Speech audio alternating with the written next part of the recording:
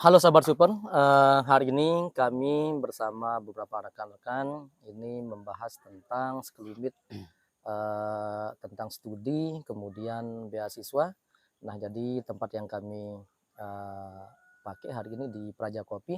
Nah, bersama teman lama saya, Pak Ya, Hisbul ya, ya, kabar dari baik Hizbullah Tani. hari ini? Alhamdulillah baik. Oke, kemudian aktivitas sehari-hari saat ini? Ya, selain di rumah juga ngajar di Ngajar? kampus, salah satu kampus Oh, di swasta. kampus ya? Iya, Oke, baik.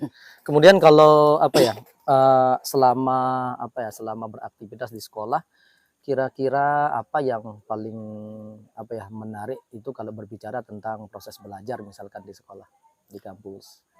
Ya, pertama tentunya adalah kita berinteraksi dengan mahasiswa itu sangat Mahasiswa luar ya, biasa kalau heeh, menurut saya, heeh, sehingga kedepannya bagaimana cara kita untuk memberikan pembelajaran, mungkin mmm, sharing tentang ilmu, itu kan mhm. transformasinya itu paling penting. Oh Sehingga iya, kita Mas Ibul kan dapat beasiswa ya? iya, Oke, heeh. bisa cerita sedikit nggak kira-kira apa sih suka dukanya orang itu dapat beasiswa gitu, Mas Oke, Isbul? terkait beasiswa Heeh, begitu sangat menarik menurut saya. Sejak mhm, saya masih di bangku kuliah, heeh. saya, mencari atau scholarship hunter lah kalau kita bisa bilang. Iya iya, Suka dukanya yang pertama tentu adalah, eee, akses yang pertama heeh, oke. bagaimana kita cari beasiswa, mungkin Informasi ya maksudnya akses di informasi, sini ya? Oke, aksesnya, informasinya. Yang kedua tentunya, adalah, kita terkadang terkendala dengan apa ya, eee bahasa ataupun oke. persiapan yang Oh iya ya, jadi heeh. mutlak itu apa, dipersyaratkan ya bahasanya ya? Iya, mutlak kalau Ada ndak misalkan yang apa, beberapa beasiswa kira-kira yang ndak butuh bahasa itu ada ndak? eee, kalau menurut saya ada, tapi itu sangat sedikit kalau menurut Minim saya, ya berarti minim ya? Oke sekali ya. oke. Sehingga mutlak sekali kalau saya lihat itu, yang paling riskan itu atau yang paling penting itu adalah mostly adalah bahasanya Oh itu sendiri, bahasanya, oke oke. bahasa. Itu kalau persiapan butuh berapa lama itu ya Mas Isbul untuk apa namanya, persiapan bahasanya, kemudian sampai ke, hari hanya untuk tes itu. Kita butuh berapa bulan ya atau berapa minggu gitu? Yang paling ideal loh ini Mas Isbul ya. Kalau menurut saya ketika saya yang alami saat Mhm, itu adalah paling ideal itu 6 bulan. 6 bulan ya, Itu oke. paling ideal, karena kita Mhm, belum persiapan, administrasi bahasa itu kan sangat luar biasa, belum kita mhm. belajar tentang, pertama persiapan dari segi buku, modul yang akan kita Oke pelajari oke, gitu dan mhm, sebagainya. Itu terkait dengan apa namanya, persiapan bahasa. Itu oke, paling luar biasa kalau menurut saya, mhm. tantangannya.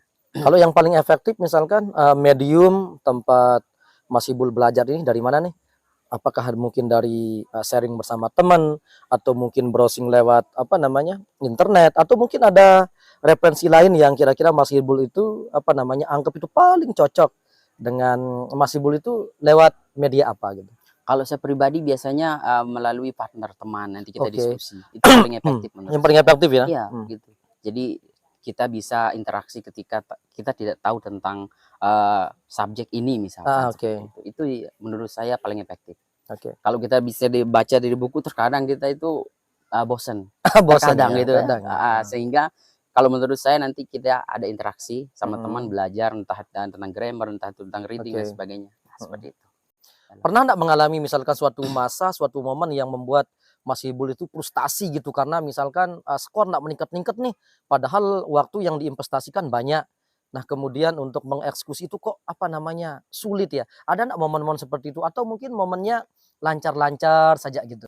Tentu ada. Heeh, Saya dulu ketika kursus heeh, atau persiapan untuk bahasa dalam meraih beasiswa ini, oke pertama itu saya sempat hilang 2 minggu, pelatihannya 3 bulan, oke. saya hilang 2 minggu karena saya belajar hari itu adalah tentang reading. Oh alah, Dan oke, itu pemahaman saya tentang reading itu sangat minim karena kurang mhm, kosakata sehingga iya saya menghilang. Itu suka dukanya ataupun hal yang membuat saya paling, sulit lah saya alami itu. Sehingga oh tutor tuh iya ya, mencari saya gitu. Itu iya. yang saya alami Berarti Mbak. skill reading itu yang menurut, Mas Ibul tuh agak complicated gitu Ya ya? complicated, agak Mhm, strength kalau menurut saya, sehingga oke, saya harus belajar banyak di situ, mhm. terutama tentang memahami, apa namanya, main idea itu yang kalau saya pribadi, di dalam TUPAL itu kalau Oh, oke. persiapan bahasa gitu. Yes, baik. Oh iya, ngomong-ngomong itu lewat beasiswa apa ya Mas Ibu, kemarin dapat itu? Saya dari beasiswa LPP NTB namanya, Oke, yang ke yang ke tujuan Malaysia, oh tujuan ke Malaysia. Malaysia, Nah, oke. diselenggarakan oleh pemerintah Nusa Tenggara Barat Mhm, dan di bawah, apa namanya, kerjasama antara pemerintah NTB di bawah naungan BRIDA, Badan Riset dan Oke. Inovasi Daerah. Wah, Di situ. mantap. Mm-mm. Ya. Untuk aktivitas yang sering dilakukan di kampus Malaysia apa saja, Bang? Oh ya, terkait dengan itu, saya setiap hari itu kan kita by research nih. Oke. Oh ya, enggak nih enggak Ah. yang kurs begitu ya? Enggak, Oh, sehingga alah. setiap hari itu kita terkadang harus banyak baca. Sehingga kita kan banyak baca jurnal, artikel dan sebagainya, sehingga itu adalah tuntutan kita dalam mempelajari by research ini. Sehingga itu membuat saya itu terkadang bahkan attend setiap hari itu ketika di kampus itu harus everyday ke library, ke kampus untuk cari referensi dan sebagainya. Itu tantangan kita kalau by research. Nah, seperti itu kalau saya aktivitas di kampus dulu. Oke. Kalau supporting sistemnya misalkan seperti apa ya? Yang ditanyakan sama Mas Sabani itu gimana di sana itu? Dari Memang- segi fasilitas, terutama kampus itu sangat luar biasa, Oke. terutama di tempat saya di Universitas Sultan Zainal Abidin namanya di Oke. Terengganu. Di mana itu? Di Terengganu, Terengganu. Malaysia. Di situ luar biasa sekali karena terutama dari perpustakaan. Di situ lantai 3, di situ semua punya ruangan khusus di mana kita bisa menyendiri juga untuk belajar. Oke. Ada khusus dikasih kunci, nanti kita minta ke petugas perpustakaan. Itu Oke. fasilitasnya sangat memadai. Sehingga kita bisa belajar all time sampai jam sore sampai jam 5. Wah, Seperti itu. keren ya Mas Sabani ya jadinya ya. Keren banget. Ini kalau untuk jangka waktu Bang Isbul untuk beradaptasi dengan budaya kampus di sana. Nah, itu. Oke, berapa lama gitu ya? Oke, berapa? Oke. Tahun gitu. Oke. Kalau saya pribadi kebetulan saya di sana sesampai di Malaysia saat itu musim Covid. Oke. 2021 itu musim 2021, Covid, oke. sehingga hampir setengah bulan saya berada di karantina. Oke. Setelah itu baru kita cari rumah untuk kita ngekos atau tempat kita Oke. tinggal stay. Akomodasi Sehingga ya? setelah itu baru kita coba berinteraksi dengan masyarakat setempat. Oke. Nah, tapi di situ masyarakatnya sangat welcome. Oke. Mungkin budayanya mirip-mirip kayak Indonesia. Oh, Kalau saya lihat oke. budaya seperti sholat berjamaahnya, banyak surau di dekat saya. Oke. Dan Surau itu apa? Surau itu Masjid ya? musola. Musola. Oke, musola. Musola ya. Oke. Nah, di Malaysia itu masyarakatnya sangat welcome. Heeh. Nah, sehingga tidak ada kendala terutama dari segi interaksi atau apa namanya? Budaya yang menurut saya tidak ada terlalu jauh jarak bedanya gitu. Itu mirip-mirip ya. Mirip-mirip seperti Oke. itu kalau di tempat saya. Kalau dengan language barrier gimana untuk yang apa namanya misalkan masalah bahasa gitu? Bahasa. Enggak sulit atau gimana sih? Karena yang saya pikir kan memang ya sih agak mirip-mirip ya Ah, bahasa Indonesia dengan bahasa Malaysia itu, namun ada kesulitan kah misalkan pas baru nyampe ke sana itu dengan bahasa gitu? Oke, terkait Karena kan dengan- kalau bagi saya sih agak sulit sih. kalau saya pribadi di situ memang sulit Anda. Tapi Oke. terutama dengan bahasanya di daerah saya ini Terengganu itu memang beda dengan di Kuala Lumpur dan sebagainya. Oke. Karena berbeda. Kalau di sana itu bahasa negeri. Kuala Lumpur apa? Kuala Lumpur ya. Kuala Lumpur. Kuala Lumpur. Kalau di tempat saya ini memang berbeda sekali dari segi logatnya berbeda. Oke. Contoh misalkan makan, kalau bahasanya di Kuala Lumpur itu makan. Kalau di tempat saya di Terengganu ini makang. Nah, Oh, oke. kalau bilang ikan, ikang. Nah, seperti itu oke, kendalanya. Terkadang kalau bilang satu, dia bilang kalau bahasa Terengganu. Sehingga ini kendala awal. Oke. Sehingga lama-kelamaan Heeh. kita adaptasi seperti itu. Nah, Butuh berapa lama itu? itu hampir 2 bulan saya Oke. interaksi sama masyarakat sehingga sedikit tahu tentang bahasa Terengganu itu sendiri gitu tempat oke. saya ini. Sehingga nah sambil nikmati saja proses ini gitu kan. Nah, Baik, seperti itu. Berarti enak ya kuliah di Malaysia gitu ya? Kalau saya bilang enak ya luar biasa, ada pengalaman budaya, pengalaman apa namanya tentang bagaimana negara orang bisa kita kunjungi, Oke. artinya seperti itu. Heeh. Mungkin kita ulang kembali nih Bang Isbul. Heeh. Mungkin untuk persiapannya, untuk administrasi lebih dirincikan supaya nanti rekan-rekan mahasiswa yang ingin mau mengambil beasiswa di luar bisa mempersiapkan gitu. Lebih awal gitu ya. Oke, tentunya salah satu yang paling penting dalam mencari beasiswa atau siapapun itu ya, tetap pertama adalah persiapan tentunya dari segi misalkan yang pertama itu setelah ijazah kalau Oke. yang mau lanjut S2, misalkan ijazah S1. Heeh. Kalau lulusan SMA tentunya ya, ijazah SMA. Kemudian selanjutnya itu adalah yang paling riskan itu skor, baik TOEFL maupun IELTS, itu yang kedua. Kemudian yang ketiga itu tentu adalah kurikulum vitae atau apa namanya CV. oke. CV-nya yang paling penting juga itu perlu. Ini sebagai orang yang mungkin yang mau mencari beasiswa mungkin ya. Oke. Kemudian selanjutnya itu essay itu penting. Oke. Ya itu yang kita akan apply nanti dimanapun beasiswa, mungkin dalam bentuk beasiswa dalam negeri maupun luar negeri, itu harus itu kalau menurut saya yang perlu dipersiapkan. Kemudian selanjutnya adalah tentunya apa namanya persiapan yang berkaitan dengan psikologi atau persiapan pribadi kita, itu yang paling penting juga. Itu yang tadi 5 itu paling penting kalau beasiswa. Selain yang lain mungkin akan menyusul seperti itu. Ya seperti makan, gitu ya, makan juga kan perlu ya. Nah kalau yang ini Mas Hizbul, kalau misalkan di dalam kelas gitu, nah itu ada kendala enggak, atau misalkan ada kemiripan enggak dengan proses belajarnya mereka dengan kita misalkan yang di sini itu? Misalnya tentu yang kita bandingkan adalah nanti yang ketika S1, kan S2 kan enggak mungkin kan, karena kita kan enggak S2 di sini. Nah, jadi seperti Mas Hizbul gitu. Jadi ada enggak, atau misalkan apa sesuatu yang baru gitu? Atau mungkin sama saja gitu? Kalau menurut saya tentang proses pembelajaran di dalam kelas itu sendiri, salah satu perbedaannya itu di situ bagaimana mahasiswa itu diberikan eksplorasi tentang ide-ide dia. Jadi cuman teacher sebagai controlling saja. Nanti kita dikasih satu contoh tugas ataupun satu tema, di situ kita buat sendiri. Setelah itu nanti teacher yang akan atau lecturer yang akan mengguiding. Jadi di situ bedanya, artinya kita dikasih untuk brainstorming atau kasih pemanasan dulu, setelah itu baru kita masuk pelajaran yang poin atau intinya begitu. Di situ sih tempat tempat perbedaannya mungkin, atau tempat di mana Indonesia mungkin sama Malaysia di sini. Enggak tahu. Kalau misalkan apa namanya dosen-dosen yang strict gitu, yang itu ada enggak ya? Atau sama saja dengan kita di sini? Kalau di situ lebih strict lagi. Bahkan ada mahasiswa yang sampai saat ini kalau yang by research ini belum wisuda. Bahkan sampai 3 tahun. Artinya sama saja kalau menurut saya. Ada juga dosen yang sulit ditemui. Ada juga dosen yang mungkin killer seperti itu kan. Ya mungkin mirip-mirip ya, tergantung dari individu ya. Tergantung dari individu dosen yang bersangkutan. Baik. Nah itu kan tapi kan jadi tantangan ya.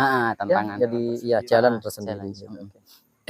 Tapi menurut saya juga di situ, di tempat saya ini, di Uniza ini, administrasinya mungkin agak luar biasa kalau menurut saya. Sehingga kita perlu persiapan yang matang untuk misalkan untuk apply, misalkan mau ujian tesis misalkan. Nah, kita harus persiapan 2-3 bulan sebelumnya. Sehingga kita ada tahapan-tahapan di situ, sehingga nanti tidak kita terlalu lama untuk menunggu waktu. Itu di sana tempat saya ini. Nah, karena mungkin tidak tahu di tempat kita. Nah, seperti itu pengalaman di luar negeri itu. Baik, mungkin ada kalau ini Bang Hizbul, untuk dorongan Bang Hizbul sendiri mengambil beasiswa ke Malaysia apa sih? Apakah ingin mengembangkan biasanya atau mau jadi pengusaha apa gitu? Sebelumnya saya dulu ada pengalaman student exchange 2016 ke Netherlands atau ke Holland, Belanda. Sehingga saya lihat dunia ini luas. Dunia ini bukan sekedar mungkin di Indonesia begitu. Tidak sebatas loyok gitu ya. Tidak sebatas tempat kita ini duduk atau minum gitu. Sehingga saya berinisiatif untuk mencari di mana dunia ini kita harus pijaki, di mana kita harus mencari ilmu, mencari pengalaman, ini yang penting. Sehingga saya berinisiatif, keinginan kuat, saya force diri saya sendiri untuk bagaimana cara bisa mendapatkan mungkin setidaknya beasiswa.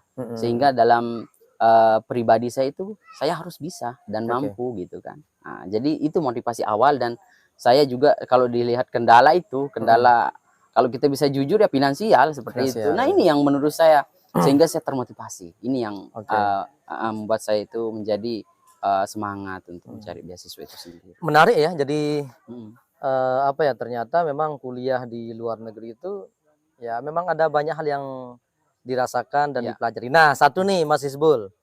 Kalau di luar negeri kan yang saya pahami ya, misalkan beda daerah itu kan beda kebiasaan, beda tingkah laku dan sebagainya. Nah, bagaimana sekarang dengan budaya makan? Nah, jadi kalau Mas Hizbul itu kira-kira terbiasa enggak misalkan dengan makanan-makanan yang sudah ada di sana, atau mungkin kesulitan karena mungkin tidak punya makanan favorit yang ditemukan di sana, atau bahkan di tempat tersebut itu menemukan makanan baru dan menjadi kesukaan Mas Isbul. Oke.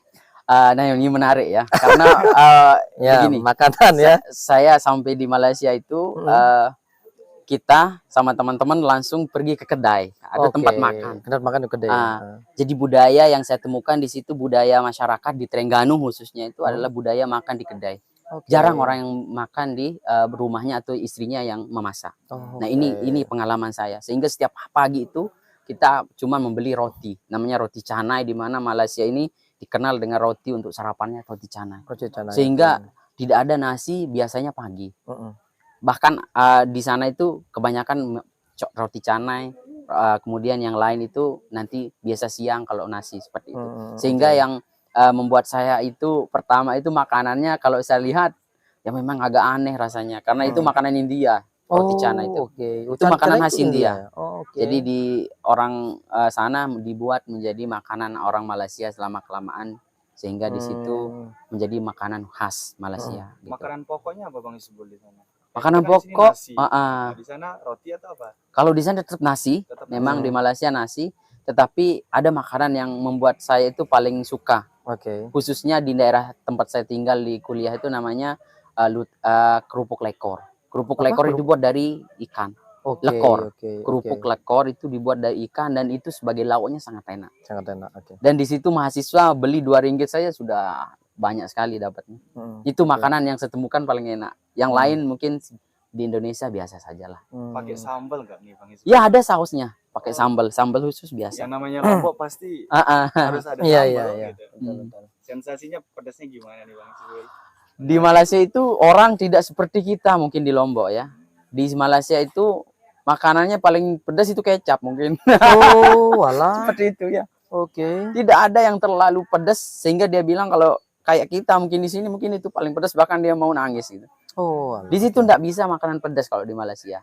Itu yang saya tahu, sehingga dia cuman kalau saus atau sambal itu cuman ya sepanas-panasnya di sini ya, di situ paling ya. Ya, sehingga saya sama teman-teman berinisiatif untuk pergi ke pasar. Cari makanan, beli bahan, masak di rumah. Nah, seperti itu. Sehingga kalau makanan di situ kita lebih suka di rumah. Nah, Tapi bisa masak kan?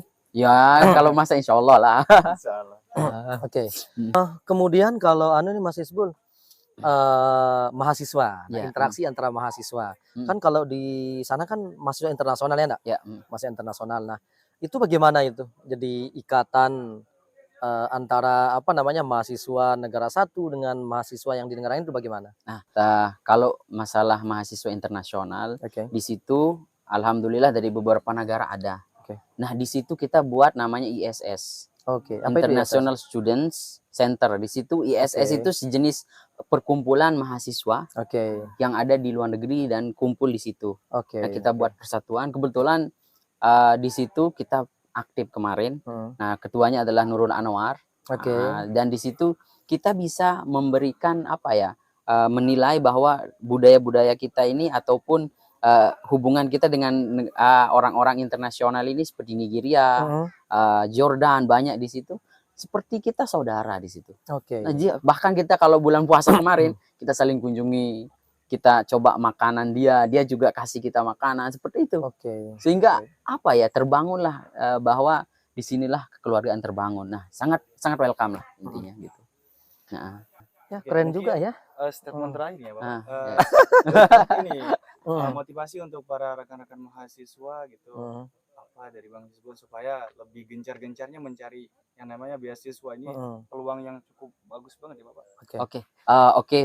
Yang pesan untuk mungkin yang mencari beasiswa atau scholarship hunter, tentunya yang pertama ada persiapkan diri. Pertama adalah support diri sendiri atau force diri sendiri untuk mendapatkan informasi dulu. Setelah ada informasi baru coba belajar apa yang menjadi syarat beasiswa itu sendiri, sehingga nanti sambil jalan apa yang dihajatkan mungkin bisa tercapai, tentunya dengan belajar yang giat.